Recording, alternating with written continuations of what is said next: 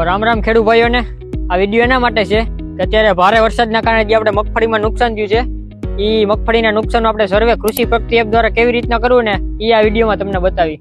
તો સૌપ્રથમ આપણે પ્લે સ્ટોર ઓપન કરીને કૃષિ પ્રગતિ નામની એપ્લિકેશન ઇન્સ્ટોલ કરી લેવાની. પછી આ એપ્લિકેશન ઓપન કરશો એટલે આગળ વધોના ઉપર ક્લિક કરીને નીચે સંમતિ છું શરૂ કરો એની ઉપર ક્લિક કરવાનું. પછી પાછું એની ઉપર ક્લિક કરવાનું. પછી આગળ વધો એની ઉપર ક્લિક કરશો એટલે તમારો મોબાઈલ નંબર નાખવાનો આવશે. આમાં એ તમારે સર્વર નંબરમાં જે રજીસ્ટર મોબાઈલ નંબર હોય એ જ મોબાઈલ નંબર આમાં નાખવાના. ત્યારબાદ ઓટીપી મેળવો એની ઉપર ક્લિક કરશો એટલે તમારા એ નંબર ઉપર ઓટીપી આવશે. એ ઓટીપી અહીંયા નાખશો એટલે તમારે આવું એક પેજ આવશે. એમાં તમારે ગામ પસંદ કરવા માટે એની ઉપર ક્લિક કરશો એટલે તમારે ગુજરાતની અંદર તમારો કયો જિલ્લો છે, કયો તાલુકો છે અને તમારું કયું ગામ છે એ ત્રણેય સિલેક્ટ કરી લેવાના. ત્યારબાદ સબમિટ ઉપર ક્લિક કરશો એટલે નવું એક પેજ આવી જાય. તેમાં નવો પાક ઉમેરો એવો હોય છે. એમાં તમારે નીચે તમારા ખેતરનું નામ તમે XYZ તમે જે ખેતરને તમે કહેતા હોય એ નામ લખી નાખવાનું. પછી નીચે તમે વાવેતર કરેલો પાક નાખવાનો. જેમાં આપણે મગફળીમાં નુકસાન થયું હોય તો મગફળી નાખવાની, કપામાં નુકસાન થયું હોય તો કપા નાખવાનો.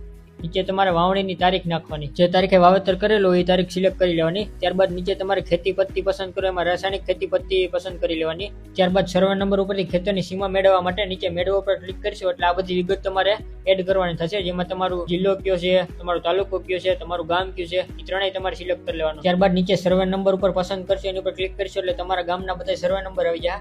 એમાં તમારે તમારી હાથ બાર આઠમાંથી સર્વે નંબર લખી નાખવાનો અને નીચે પૈકી કે 1, 2 જે હોય એ સિલેક્ટ કરી લેવાનું અને સબમિટ ઉપર ક્લિક કરી દેવો એટલે તમારો પાક એડ થઈ જાય.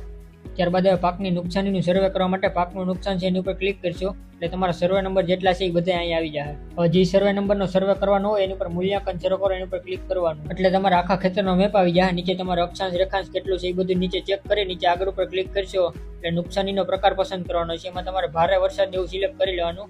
ત્યારબાદ નીચે અસરગ્રસ્ત પાક ઉમેરો એની ઉપર ક્લિક કરશો એટલે આવું એક પેજ આવશે. એમાં તમારે અસરગ્રસ્ત પાકનું નામ સિલેક્ટ કરવાનું. જેમાં મગફળી નીચે તમારે કેટલામાં વાવેતર છે, હેક્ટર વિસ્તાર જેટલો એ આખો લખી નાખવાનો. નીચે અસરગ્રસ્ત વિસ્તાર કેટલો થયો છે ટૂંકમાં એ આખો એમાં સમગ્ર કરી નાખવાનો. અને નીચે તમારે 2 ફોટા પાડવાના રહે.